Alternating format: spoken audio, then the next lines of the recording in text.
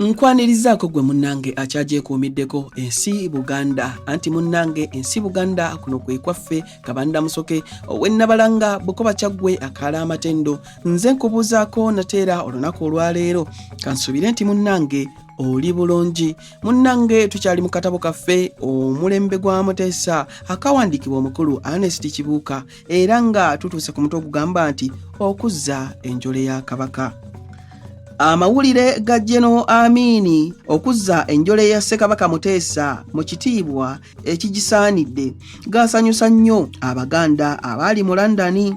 Fred Mpanga mu linnya ly'Abaganda mu London abaali bawerera ddala lusanvu eyali amaze okumuweereza essimu ng'amuyozaayoza olw'okuzzaawo emirembe n'eddembe mu Uganda, okuyimbula abasibe era n'okusuubiza okuzzaawo gavumenti y'abafuzi abatali b'amagye. Ate Kapitaani Owen eyali omukuza w'omulangira Ronald Mutebi yasanyuka nnyo okuwulira nti omulangira yali wakukkirizibwa okudda mu Uganda. Naye n'agamba nti omulangira okuddayo mu Uganda alimala kumala misomo gye yali ameggana nagyo mu kiseera ekyo. Ne Mayanja Nkanji mu kiseera ekyo eyali asoma mu Lancaster University naye n'asanyuka nnyo okuwulira ng'Amini yali akkiriza enjole okuzzibwa mu Buganda eziikibwe mu Masiro e Kasubi mu bulombolombo bw'ensi. Awo Kaggo w'e Kasubi yalondawo akakiiko k'abantu 15 nga mulimu abataka ab'amasaza n'abalala abaali abakulu mu gavumenti ya Kabaka ne batandika okutegeka emikolo gy'okuziika enjole. Gavumenti ya Amini yakola kyonna okuwa akakiiko ensimbi zonna ze kaasaba okutuukiriza omulimu ogwo. Minisita Kibedi owa gavumenti eya wakati ye yatumibwa okuleeta enjole era n'agituusa mu Uganda nga 31 Maachi 1971. Pulezidenti Amini yaliyo ku kisaawe Entebbe okulindirira awamu ne High Commissioner wa Bungereza R. Slater, omulangira George Mawanda, omulangira Badru Kakungulu n'abakulu abalala bangi nnyo. Ennyonyi ya Bungereza eyaleeta enjole yasisinkanibwa ennyonyi z'amagye ga Uganda oba ziyite jet fighters ku nsalo ya Uganda ne Sudan ne zigiwerekera okutuuka Entebbe mu kitiibwa ekinene nnyo. Enjole yamala okugibwa mu nnyonyi abantu abasinga obungi olwo ne balyoka bakakasa nti ddala Muteesa yafa. Olwo ekisaawe ne kijjula emiranga n'ebiwoobe ebitayogerekeka.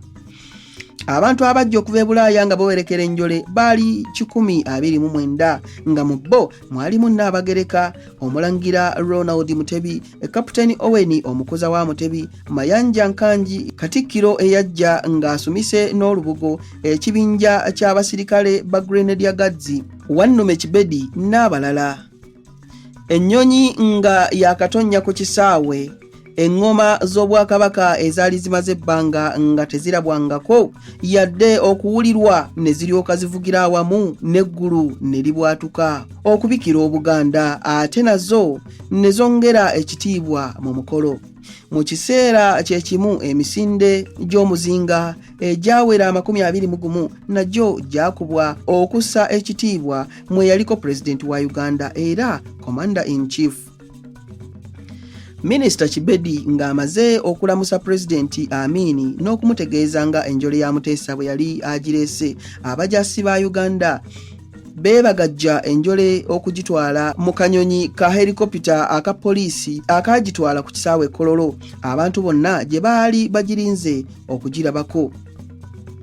Mu bantu abatono ennyo abaatambulira mu kanyonyi ako okuva Entebbe mwalimu Nnaabagereka, omumbejja Nnaalinnya Mpologoma ne Minisita Abu Mayanja eyali omugabe wa gavumenti ku mikolo gyonna egy'okuziika enjole.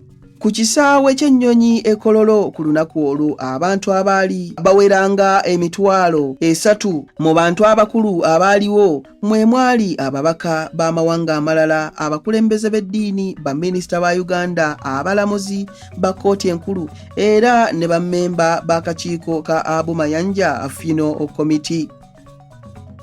newankubadde nga enjole baagiyisa mu nnyonyi naye ku luguudo olwo lwonna okuva Entebbe okutuuka e Kampala abantu bangi baalabika nga bayimiridde bazinze emikono ku nguudo beekubagiza. Abantu ba Buganda abaali e Kololo nga balinda enjole baalabika nga balina ebirowoozo ebitabule. Mu kiseera kino baali tebamanyi kye baliko. Oludda olumu nga baagala okusanyuka nga beekulisa okubakomezaawo enjole ya mukama waabwe era mukwano gwabwe aziikibwe mu masiro g'abajjajjaabe e Kasubi nga nabo ekyo kye baali nga bettanira ebbanga ery'omwaka omulamba n'ekitundu. Ate ku luuyi olulala baakaaba olw'okulaba nga Kabaka eyadduka ng'agenda okunoonya obubudamu nga mulamu kaakati akomeddewo mu ssanduuko nga tebakyaddayo okumulabako yadde okwogerako naye olw'amaziga ne gabayiika. Pulezidenti Amin bwe yatuuka ku kisaawe Kololo ng'ajjira mu kamotoka k'amagye ke yateranga okutambuliramu aka Jeep n'abantu abangi abaamukubira emizira ng'amaze okulamusa abagenyi abakulu abaaliwo yatambula n'agenda ku katuuti awakubirwa saluuti. Awo ennyimba z'eggwanga olwa Uganda n'olwa Bungereza ne ziyimbibwa era Pulezidenti Amin n'alambula ennyiriri z'amagye ga Uganda. Waayitawo akaseera akatono helikopita neerabika waggulu mu bbanga ereeta enjole ya Muteesa ng'ennyonyi emaze okutereera ku kisaawe wansi. Baofiisa b'amagye ga Uganda bana ne balyoka basitula enjole okugijja mu nnyonyi ne bagiteeka ku katuuti awakubirwa saluti nga eri mu ssanduuko era ng'ebikkiddwako bendera ya Uganda. Neryoka ekwasibwa Pulezidenti Amin mu butongole nga bamukubira saluti era naye n'agiddamu. Mu kiseera kye kimu emisinde gy'omuzinga 21 ne gikubwa okulamusa enjole.